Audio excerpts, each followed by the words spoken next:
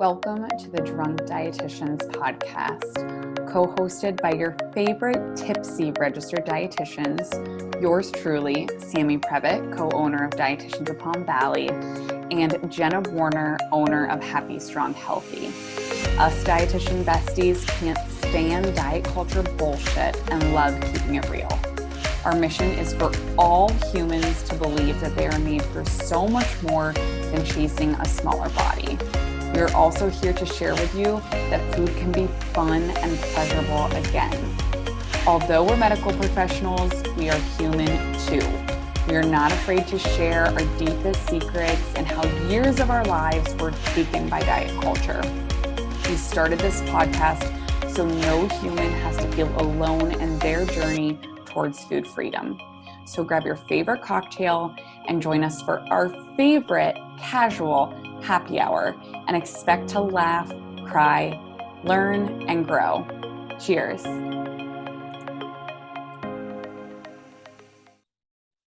Welcome back to another episode of Drunk Dietitians. We had on the amazing registered dietitian Brenna O'Malley today. She is 100% virtual. It was an awesome interview because she comes from a different background where she actually came from more of like a marketing, food company, product company background, and then merged it into dietetics, which was really cool. She's very well known on Instagram as @thewellful, and she's like the queen of, I don't even know what you would, like puns, like memes, spunky like tweets and quotes, and even in the description we have on here, it says The Wellful is a mindful health brand and your source for nutrition and wellness news that you can digest. Pun is intended. Like that just defines her. Yeah, like she's great at marketing, like which it definitely bleeds through into her content, because I've always like loved her content. And this episode we really dive deep into all things like COVID-19, quarantine, what's wrong with the diet culture, and how there's so many messages out there on quote unquote wellness and all the bullshit regarding weight gain during a quarantine. So I think the cool thing about this episode that we really haven't done before is that we kind of help the listeners understand what diet culture means in ways that are not like your typical in your face, right? And so like people on your feed right now that are posting certain things that you maybe used to perceive as like helpful maybe, or anti-diet, and now they're posting all of these things related to what your body should be looking like and doing during this time. It just kind of gives you a different perspective of how to spot that sneaky diet culture. It's a great way to put it. And I think anyone who's in quarantine, which is everyone right now. Hands up if you're in quarantine. Can absolutely benefit from this. So we will not hold back any longer. Enjoy this episode and all things Brenna O'Malley. All right, everybody, welcome back to another episode of Drunk Dietitians. I'm actually laughing because I don't have a drink. That's how today is going. So we're just going to drink water today and laugh at how dysfunctional Jenna and I mostly are. Brenna is in a blazer and looks amazing. We have Miss Brenna O'Malley here, registered dietitian, known on Instagram as @thewellful. She is a full-time virtual dietitian, and honestly, I think like known for her memes. At least for me, that's like how I recognize you. But thank you so much for being also here, killing Brenna. the TikTok game. Like, let's just give her some credit for that. Really pulling them out of nowhere, like all sorts of them. Thank you. I feel like I need advice from both of you on that, actually. But no, thank you guys so much. I'm so excited to be on and chat. So my husband caught me TikToking today, and it was pretty embarrassing.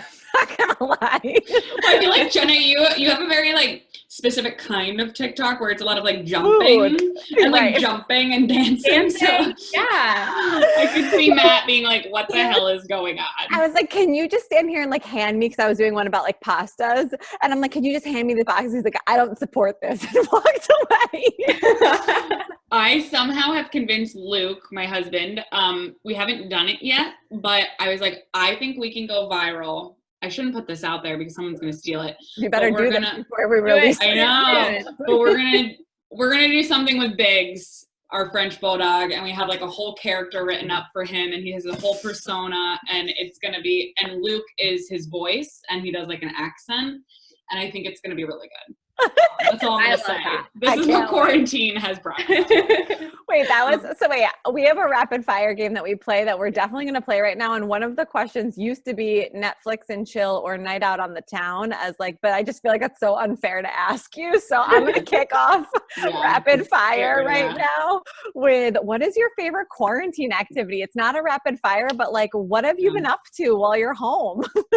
I know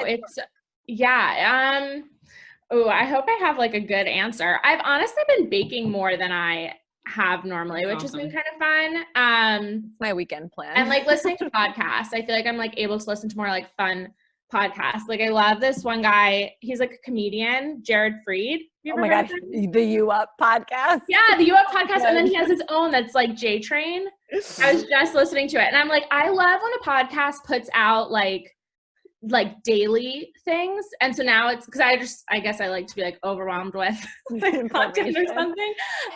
So now he has like a daily one and I'm like, I like that. So His that's awesome. Memes recently have also been so hysterical. He posted something the other day that I was crying on the floor. Like I'll find it by the end of this episode, but there was one that was like he has done a bunch about like how everybody's going live now, that Instagram, everyone's just on Instagram. He's like, if you've never gone live on Instagram, like now is not the time. And I was like, I'm attacked because I'm going live all the time. It's like, sorry. That's definitely me. It's so funny. So we're going to kick this off with just a really simple rapid fire just for fun and then get into all things you because you're so awesome. So, and we have to do this quick because I wasted 25 minutes of our time with a frozen computer world, just so we know. Okay, ready, Brenna? Coffee or tea? Coffee, for Wine sure. or beer? Wine. Tequila or vodka? Tequila. Snow or sand? Ooh, sand right now. Yeah. I see here on our little list that you've lived in or you live in Bermuda, and I definitely want to hear more about that. I lived in Bermuda last year. Yeah. Okay, cats or dogs? Dogs. Crunchy or smooth peanut butter? Crunchy. You're my girl. Don't Now, agree. last one. If you could have anything in this world in limitless quantities that is not money, what would it be? Ooh. Oh my gosh. I can't think of like a thing, but I would want like a view, like a place with a view, like a limitless view. I love that. Is Is that why you live in Yeah, you know, where you can like see like, I don't know, I keep on thinking like a panoramic kind of a thing. I Not love really that. a thing, but No, it works. It's inspiration. yeah. After being stuck inside Probably for because so I'm cooped long. up inside right now. Yeah. Like, I just get want me to be out. I want access to outdoors. Where are you right now? Are you in the city? Right now? No, I'm in upstate New York. So I'm with my, where I grew up with my parents right now. Where? In Sullivan County. Okay. Like in the Catskills, basically. My parents are in Rochester, like all the way up. Okay. So a little farther. I'm like an hour and a half outside of the city. Oh, awesome. Okay. Yeah. That's Yeah. nice So definitely like rural, but yeah, I'm glad I lived in this. I went to school at NYU, so like lived in the city and then lived in Boston, but I'm grateful right now to not be right in either of those places. Yeah. Right. Yeah. Have you watched The Marvelous Mrs. Maisel? I haven't. Okay. Either of you? No. Okay, you need to add this to your list. Jeez. Okay. It's on Prime TV, but they talk about the Catskills, and she's like, it's about a female comedian back in like, I forget the time era, I should know this, like 50s or 60s, but they go to the Catskills. But anyways, long story. For anybody listening that knows, Marvelous Mrs. Maisel is an amazing TV show. I have heard good things. I need to like add it to need to get around to all the things on my like to watch list. Yes, it's amazing. But yeah, let's jump right into you because there's so much I want to talk about. I know. I would say first, give us like, it doesn't need to be a quick version, but just like, how did you get to where you are right now in dietetics? Like, have you always been this anti-diet, non-diet, intuitive eating, like fuck diet kind of person, or like explain, it could be like your personal relationship with food and just kind of your field of dietetics and your journey to where you are. Yeah, so I got into nutrition first. I saw a dietitian in high school because my family, like celiac runs in my family. And then I, at the time we didn't test me, which I wish we had, but like by trial and error ended up adopting a gluten-free diet, and they referred me to a dietitian. So that was my first exposure to a dietitian, and I thought she was like the shit. Like I thought she was so cool and loved our relationship, but kind of just took it as that. And struggled like with my own relationship with food, but she was wonderful, but wasn't at all like anti-diet, was more exposed to like traditional diet kind of things. And then I went to college thinking I would do marketing, and worked for a green smoothie company my first year out. And that was when I really saw that anybody can make a food product, which was very inspiring and really cool. And I love the food startup space, but I also realized anybody can make a food product and anybody can decide how it's marketed, how it's labeled. So I say like my like realization of it was really when I would be like selling this product and pitching it as like a freshman in college who just is in sales essentially.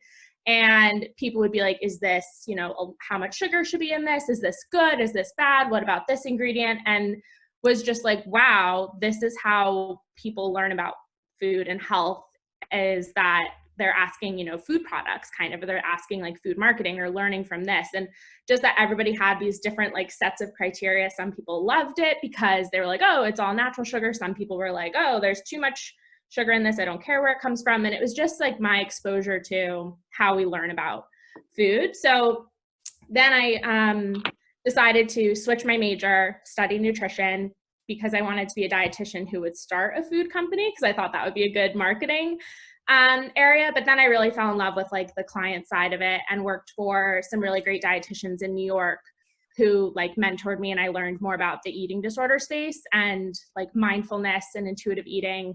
And that kind of cracked open my like world of both like clinical and food marketing, and really saw how they interact, and like both how we get information and like develop our own relationships with food that are influenced by all of these messages that we get through the media, through like food marketing, through what your friend is doing and social media. And then like on an individual basis, like working on that relationship in like a one-on-one setting. So that's really how then I went the traditional dietetics route. I did my dietetic internship. And mine was like pretty evenly spaced between, it was clinical, but it was also like, everything else that food service and all that. But I did my concentration I created it in intuitive eating and like PR. So kind of created that. That's awesome. I haven't heard from anybody that's done their internship in intuitive eating. That's amazing. Yeah, it's like we had 6 weeks to create whatever you wanted. So I made a course for the hospital that was on intuitive eating. How did that go? It was our first exposure to that ever. Yeah, they were amazing. Like everyone was really like gave me so much room to do it, which I think was really amazing, and I'm so grateful for it. But it was also the first time, like it was interesting to see like pieces that were harder, like in for it to apply or for it to fit, or like that learning curve of like bringing in like a Haze like advocate and like those kind of things, where it was really good experience, I think, to see how those worlds can meld more, but how right now like a lot of times they're really separate. Yeah. That's such a unique path. Like we've had many dietitians on the show, and nobody, like it's so unique, and it makes so much sense because anybody who follows you on Instagram, and for those who are listening, I'm sure will now follow you, but like it's so cool to now, I had no idea you had that marketing background, but it makes so much sense why your message is so strong and grounded and funny and witty, and like you're like meant to be a marketer, and then like give this intuitive eating message. It's so cool to see that together. Yeah, thank you. Yeah, I think it's interesting how it kind of like mixes, but I would say that's like how I got more, I didn't know about intuitive eating specifically, and definitely was still learning. I mean, I still am learning, but was still learning a lot about like health at every size, I think I learned about later. You know, I think it was kind of like mindfulness is like a nice, easy door kind of that can get you into first step. Right. And then I kind of learned more about intuitive eating and how that plays a role in like disordered eating. And then health at every size, I think, came later as you get like deeper into understanding like all of the nuances of health and everything that applies. Yeah. Well, I have a question, but Jenna, I want to go to you. Anything that you pressing to ask? I mean, you guys know what I want to talk about because I'm like pulling up the slides right now. I love your approach and how gentle it is, but also super blunt. Like, I feel like there's nobody out there that does this the way that you do. And one of the things that I relate so much to is I just feel like I'm scrolling your feed right now. Like, I just find it very inviting. And I'm just curious where your inspiration from some of this and what you share has come from. I mean, any personal experiences with like your own guilt around food or with fitness, or the scale, because I know there's a lot of great scale, like toss your scale type posts that I really love. But is that just from like experience counseling people, or is there any personal connections that are present?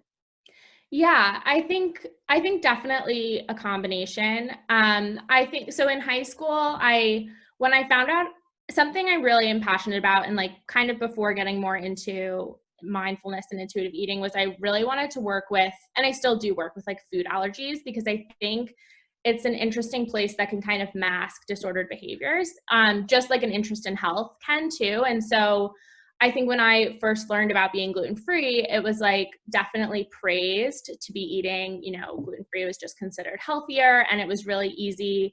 I didn't have an eating disorder that I was diagnosed with or really see anybody with, but definitely struggled with feeling like strong labels around food and like a strong identity to eating in this way that was so praised and like kind of easy to like eat less or to eat specific foods or avoid certain foods.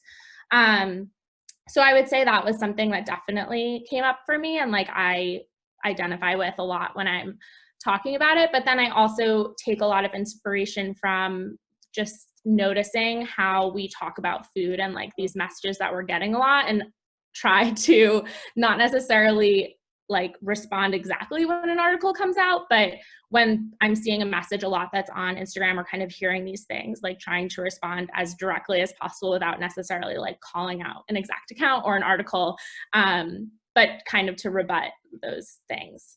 It's awesome. I mean, the way that you've handled, and I think we've made it very clear that we're recording this during the COVID-19 quarantine time. And the way that you've handled that messaging is like really awesome. And before we talk about that, I know, Sam, you had a question. I don't want to overtake this. Oh, that was my question, was kind of going into that, and it all kind of fits perfectly of, like you said, when you see a theme that's happening on social media, which with diet culture, there are many themes, right? Mm-hmm. But with this specific crisis that we're all in right now, we've seen diet culture be so loud and profound, and all of the memes about like quarantine 15 and like gaining weight during quarantine and how to focus on losing weight or toning up during this time and using your time at home wisely. So I already have seen your highlight on this, but I think for anyone who hasn't, like if you could just kind of like summarize that again, like your thoughts on that whole thing. Yeah, for lack of a better term. Yeah, so there's a lot of messaging that's going on that's, you know, in Instagram, in news articles, and like kind of people I feel like selling to this audience now who's at home about like the first thing that happened was kind of that, you know, I think this has been evolving, right? And it's been a lot of things going on. But I think one of the first things was that gyms closed, and that, and so at first it was kind of just like, oh, here are a bunch of options to like continue working out. Like gyms are closed, here are a bunch of options. And then it kind of shifted the conversation to like, now you're at home and you have access to all of your food at home and there's no gym. And it kind of culminated into this message of like, basically watch your weight while you're home. And, you know, this is like creating almost like it's a dangerous, like I'm putting that in quotes, time to be home and like in your kitchen or working from home because like, God forbid, you're gaining weight right now, which I think also just speaks to diet culture as a whole having such a hold on us, because there's literally a pandemic going on, which is very scary and a very real threat, and something that doesn't have to do with you eating fruits and vegetables or going to the gym or your weight really, and for diet culture to still have such a hold on all of us. And I think, you know, it's not any one person's fault that they're feeling that, or that this person is even, you know, writing that, or this account is writing that, because like we all fall into the same category of being affected by this message and falling victim to that. But I think it also, you know, if you can take a step back and realize that this is like a really serious situation, and that we're still getting this message that what we should be doing in this time is like making sure we don't gain weight, or that your weight doesn't change, or like that you don't, you know, loosen up on your like eating habits or your gym routine, versus like staying home and like dealing with the mental health effects that are happening right now of like social distancing, of being scared of what's going on, of like all of this uncertainty of like jobs that are changing, you know, of people that are being sick. And like, I think it's really just shows the strength of diet culture. And I think we all kind of need a reminder that we don't need to be worried about that right now, or like in general, but to kind of call out that message when we see it. I think it shows too, like everything that you just said, like how many spaces diet culture exists, right? So Yeah. like people that you don't expect to be sharing those types of messages that are, it's like so mind blowing to me. And you nailed it. I saw somebody put like the quarantine 19, and like that just like made me want to like throw my phone out the window. Like it's just so inappropriate, I think is the only word. And Yeah. that same breath, it's like people capitalizing on the vulnerability right now is just to a level that I've never seen before, which is insane. And the post that you just posted, which is at right now while we're recording, the most recent post is titled a break from the gym, why it might be best for your health. And like there's just so many key points in that article that you wrote that are so powerful about like putting into perspective, like if what I talk to my clients about is like if something like that is taken away from you, like your reaction to that says everything about your connection and your healthy relationship with that thing. And there's just so much we can learn from this right now. And you really just nailed it. So thank you for putting that out there. And we will add that to the show notes for people to read. Yeah, no, I think it is I think a lot of clients have said, you know, things about, well, like when I was injured or something, like something happened where I can't be in my normal routine. And that's a time where you can really like have this perspective change of like, what is your relationship with food or with exercise or with anything, like you were just saying. And I feel like this is, you know, even though this is a much bigger thing going on, it's also an opportunity to kind of check in on those different relationships that we're often so in, you know, like you can't really see things when you're like in them. So yeah, it's kind of a chance for that too. Yeah, I think exactly what you're saying. It shines a light on everyone's relation. It's like putting an injury on all of us, right? Like we're all quote unquote injured right now and can't do certain things. So everyone's bringing to light like their anxieties about their relationship with food or fitness. And then now because of these social media platforms, it's being like heightened and lifted. So I don't want to paraphrase for you, Brenna, but I think like, and I know you would say this, like all three of us are not like anti people who want to lose weight. Like if that's something that you desire and that's something like that's a different conversation. But if you find yourself being one of these people that are concerned about your weight during this time, like what advice would you offer to them? Yeah, I think it's like, you know, thinking about how you can be gentle with yourself kind of, and knowing that like, I think I like to think of things as like when things change, right? So like when you're right now, our access to food, like your whole life has pretty much changed likely. Like even if you were working at home from before, like I normally work at home, but things are still different for me, right? So when things change, you know, when your access to food change, when what you're eating changes, when your routine changes, when your stress changes, when, you know, all of these different things in your life change, it's possible that other things will change too, and your body might change. And I think trying to like be gentle with yourself, you know, I know that's not really the answer that someone might want, but right now there are a lot of things out of our control. And so trying to take care of yourself in ways that, you know, make you feel good. And that might be, you know, exploring different ways to like make time for yourself or like take care of yourself, meaning like giving yourself enough to eat, giving yourself foods that you like, you know, getting fresh air when you can, and, you know, taking care of yourself in those different ways. That is maybe more important right now or more helpful to you than being concerned with like this pursuit of weight loss or of controlling your body. And it makes sense where that comes from, right? Like there are so many things out of our control right now. So it makes sense that we would want to control lots of different things, but one of them being something that we're told we should be able to control, which is like our weight and our body. And so kind of trying to give yourself permission and like, you know, a break almost around that, or like give yourself some slack that things are really different and really hard right now. And trying to make yourself comfortable and do things that make you feel good right now, like taking care of yourself as you are, kind of.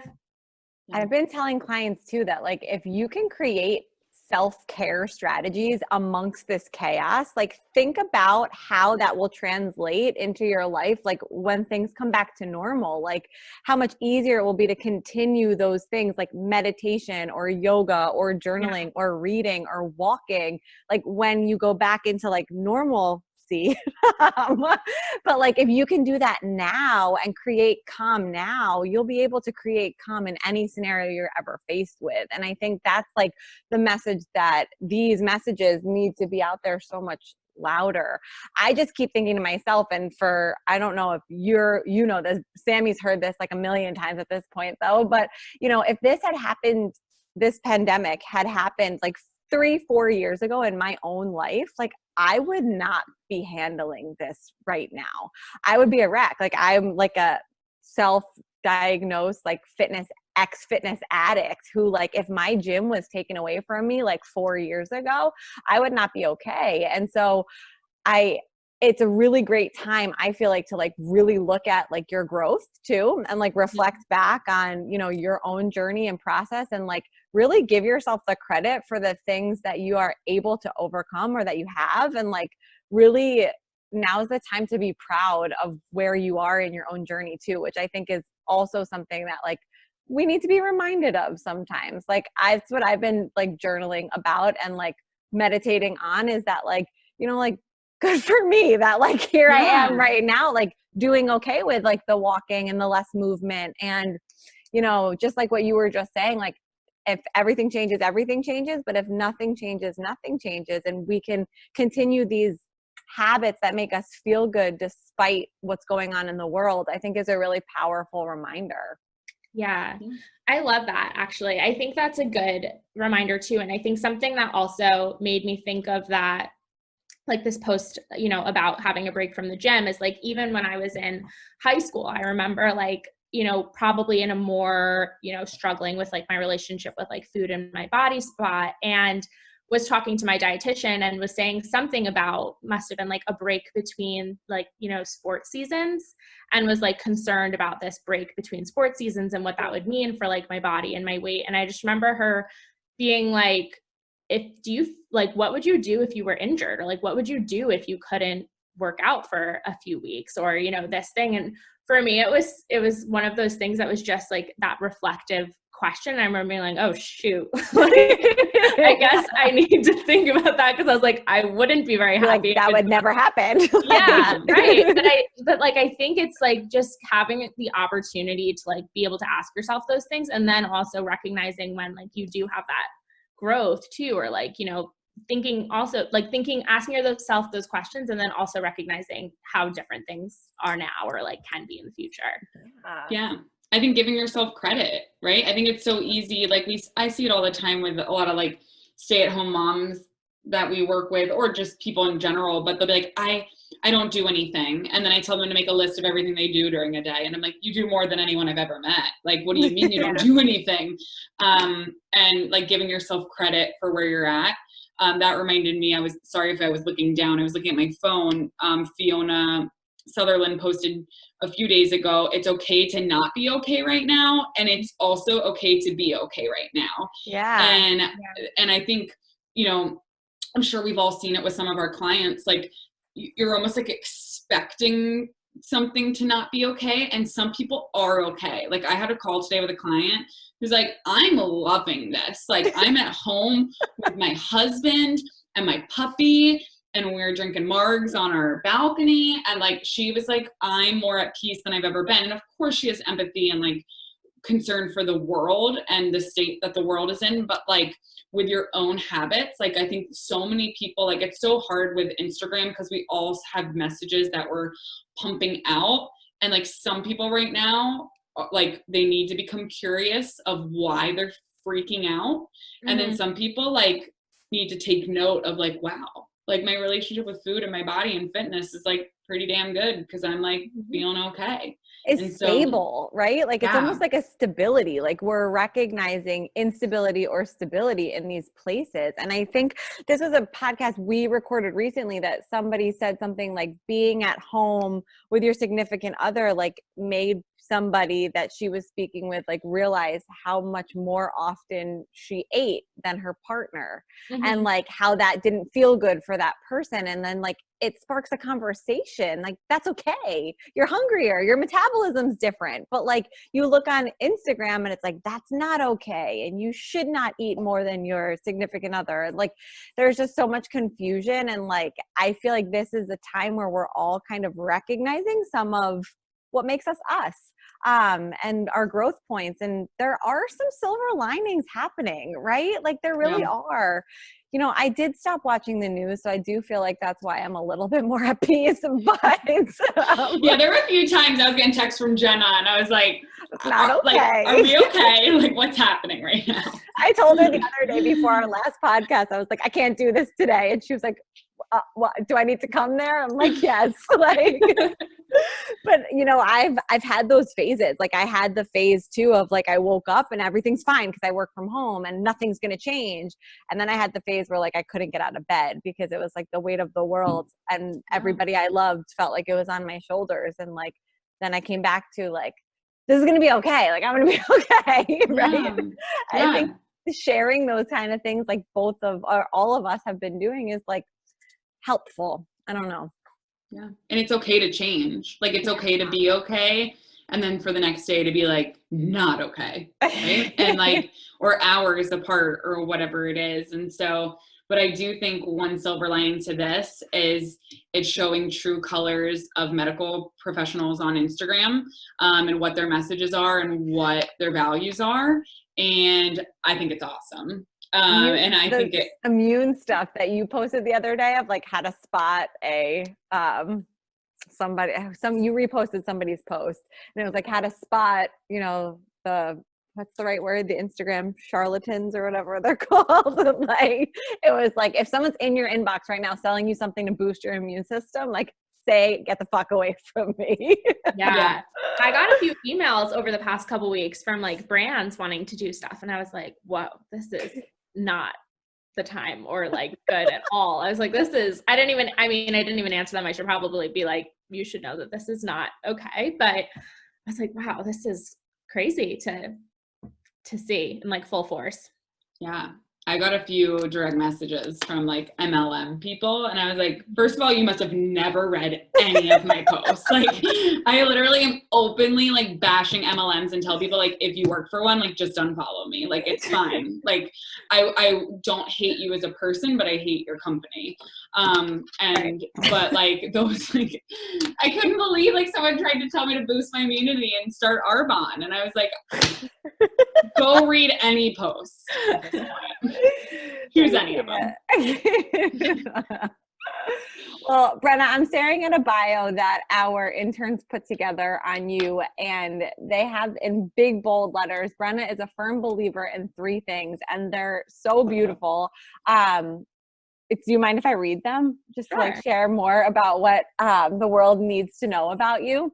It says that Brenna is a firm believer that we can feel our best without feeling obsessed, that our relationship with food and our body is as important as what we put into our body, and that nutrition doesn't need to be confusing or complicated. And I think that, like, hopefully were those correct? Yeah. But I think from the perspective of like defining a dietitian and like being like a dietitian to look up to and to inspire to be, and you know, for RDs to be out there listening and people just looking for somebody positive to follow, like those are 3 incredible bullets, just put so beautifully of like what really it is to be a dietitian, I think. And like, thank you for that.